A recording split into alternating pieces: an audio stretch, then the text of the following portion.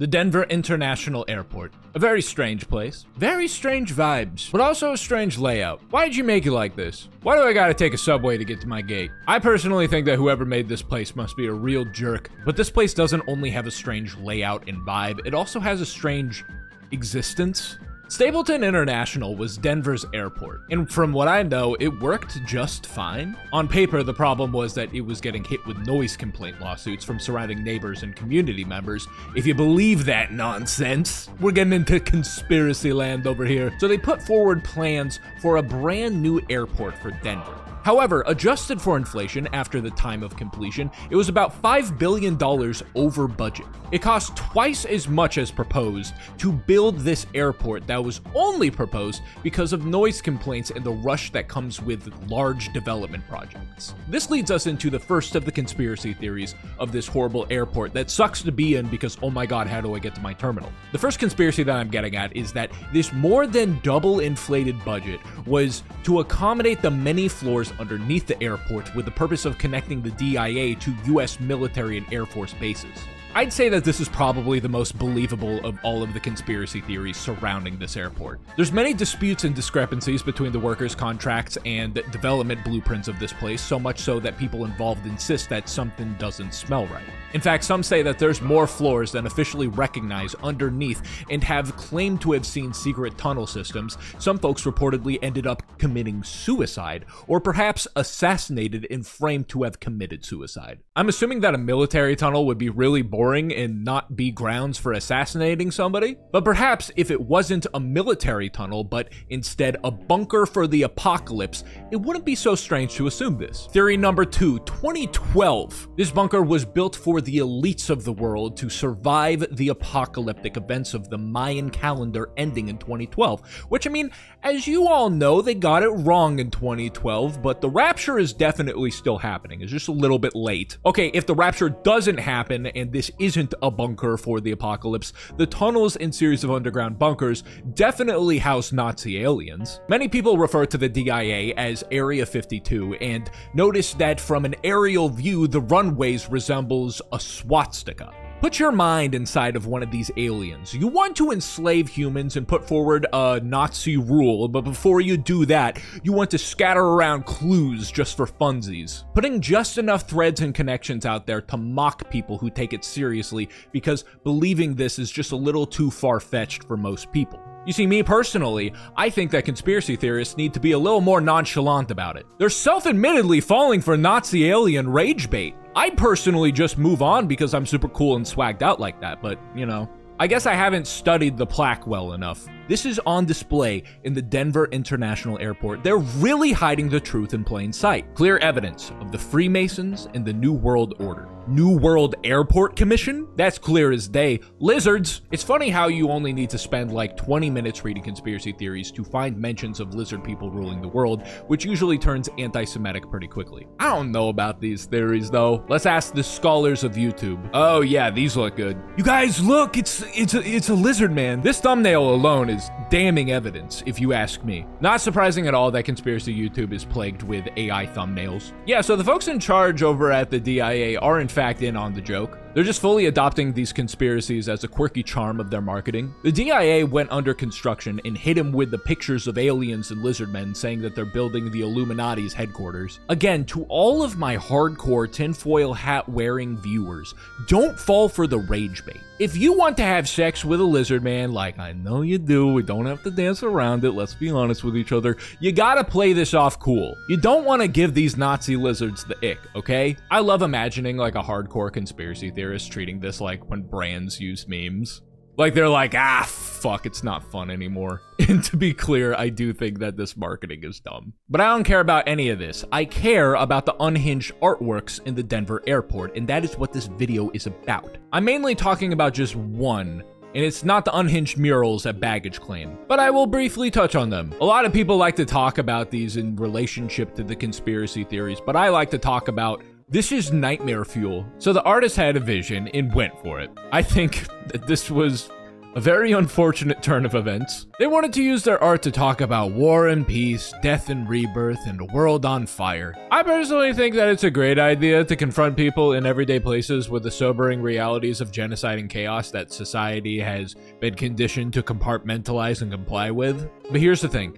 If you put such an artwork that is this confrontational, you are going to stir shit up if you put it in the fucking Denver International Airport. People are dumb as hell and won't understand it unless you leave nothing up for interpretation, and I mean nothing, including dead children in coffins and straight up poems from Holocaust victims for people to see when they pick up their bags. It's beautiful and provocative, but it's also kind of terrifying. So of course people spun all sorts of conspiracy theories out of this, and some very antithetical to the messages provided, and the artist got all sorts of threats. It is really sad that his work is so controversial and misunderstood, and I feel for him. I really do.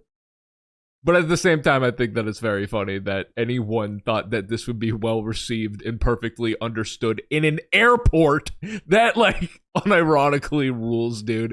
God, art is so amazing, is it not? But to get to the main point of this video, what I really want to talk about, and I know it took a while to get here, is the demon horse statue. Blue Stallion, or better known to the public as Blucifer. If you ever spent any time driving around Denver, you know what the fuck I'm talking about. This horse statue is believed to be cursed, perhaps haunted, but being cursed or haunted doesn't matter because it looks terrifying. The exaggerated details, the rib cage, the bulging muscles, the unnatural spikes of the horse's mane, the veins, the genitalia, and of course the glowing red eyes. This magnificent piece of art stares down drivers and passengers coming to and leaving Denver, and goddamn if it's not the funniest thing I've ever seen. If you're ever in Denver, which I don't know why you would be unless you live there or you're visiting family or you're trying to eat at Casa Bonita or something, I hope that you appreciate the demon horse. But the horse's backstory is truly heartbreaking and terrifying. Perhaps more terrifying than the horse's appearance. So there are many terrifying horse statues made by Lucifer's creator, Jimenez. This artist is known for fiberglass sculptures. He is self-identified as Chicano, and his Hispanic roots are very visibly present in the work he puts out. He is greatly influenced by the works of Diego Rivera and Jose Clemente Orozco, and attributes his time working on neon signs at his father's shop